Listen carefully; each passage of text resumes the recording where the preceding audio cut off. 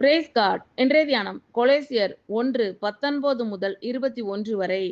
சகல பரிபூரணமும் அவருக்குள்ளே வாசமாய் இருக்கவும், அவர் சிலுவையில் சிந்தின இரத்தத்தினாலே சமாதானத்தை உண்டாக்கி, பூலோகத்தில் உள்ளவைகள் பரலோகத்தில் உள்ளவைகள் யாவையும் அவர் மூலமாய் தமக்கு ஒப்புரவாக்கி கொள்ளவும் அவருக்கு பிரியமாயிற்று.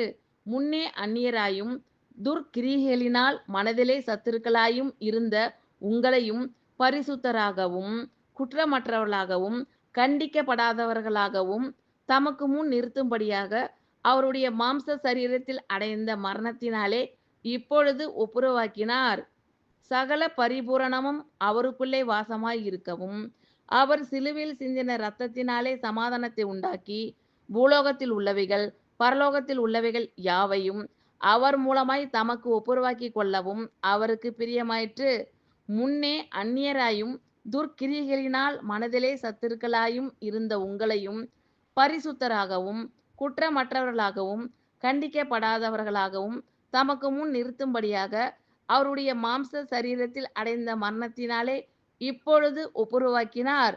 ஆமென். Thank you Lord. கர்த்தர் உங்கள் அனைவரையும் ஆசீர்வதிப்பாராக. God bless you all.